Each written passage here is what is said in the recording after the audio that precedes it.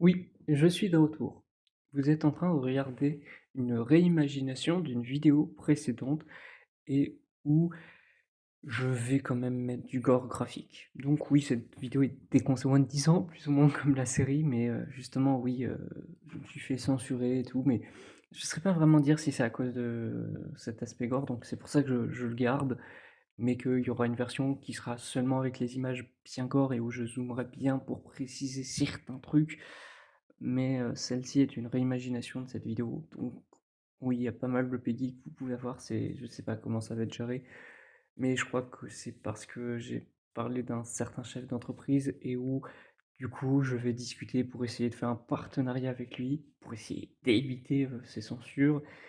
Mais bon, ça ferait peut-être que je vais devoir parler de certaines choses. Bon, Murdoch Mysteries est une série qui n'est pas vraiment gore. Comme vous voyez ici, ça peut être graphique, mais genre vraiment bien graphique, même sur des corps, où on voit bien la précision de quand même les dégâts qu'il y a pu avoir à une victime. C'est quand même une série policière malgré tout. Après, il y a d'autres fois où justement on voit qu'il y a du sang, mais où c'est pas énormément de sang. C'est on le voit, mais c'est pas abusé. Mais il y a d'autres fois où, par exemple, comme, ici, c'est vraiment des restes humains. Genre vraiment, c'est pas ensanglanté, ça pisse pas le sang, mais ça reste des trucs assez graphiques. Après, comme j'ai pu le dire, c'est que c'est une série policière, donc c'est obligé qu'il y ait des morts et que parfois ça puisse être quand même assez frappant et que ça puisse même marquer les personnages, disons-le. Avec ça, il peut arriver aussi que, comme ici, les cadavres ne soient pas réellement des cadavres ou sont justement même maintenant dans un état squelettique. Il y a aussi, comme c'est une série dramatique, les personnages dans des circonstances assez graves entre la vie et la mort. Comme ici, Georges qui s'est fait tirer dessus. Après, pour continuer dans le côté policier de la série, évidemment, il y a l'aspect morgue, un aspect qui se perd un peu plus au fur et à mesure de la série, à part un moment où ça revient, mais ça reste une série policière.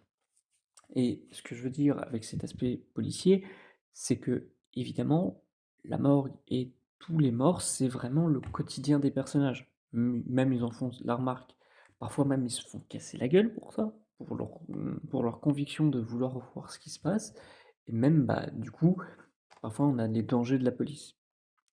Après, de l'autre côté, on a aussi Julia, quand elle est passée chirurgienne, il y avait au tout début un moment où vraiment on nous montrait ce qui se passait quand elle s'occupait de gens donc bel et bien vivants. Il y a encore une fois de plus comment ça se passe quand c'est en lien avec des personnages, donc où ça mélange le drame et le non-drame. Voilà, vous en faites ça pour le coup ce que vous voulez.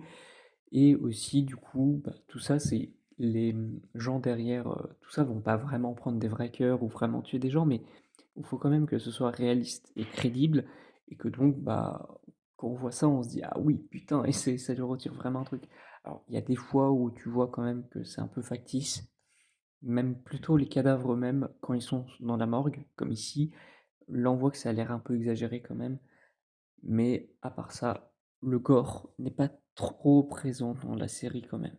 Et pour du coup conclure tout ça, il faut parler du corps aussi, du corps féminin pour l'époque de l'ère victorienne. Donc oui, ça parle ouvertement de la prostitution dans tous ses angles, donc vraiment comme pas forcément une mauvaise chose ni comme une bonne chose pour les personnes concernées, même si c'est assez confus à vrai dire. Mais on a aussi le cas de ce qui s'appelle les Star Rooms avec Nina Bloom, qui deviendra même un personnage secondaire très important pendant des arcs narratifs pour un des personnages principaux. C'est quand même très présent. Et genre vraiment, on nous montre justement tout ce jeu de réputation sur tous ces domaines-là, qui sont vraiment un peu inconnus, mais vraiment le domaine pour adultes néanmoins. Et c'est là où je pourrais dire que donc oui, c'est des conseils moins de 10 ans, ça ose, mais ça ne va pas assez loin pour quand même aller au-dessus. Donc le -10 est suffisant.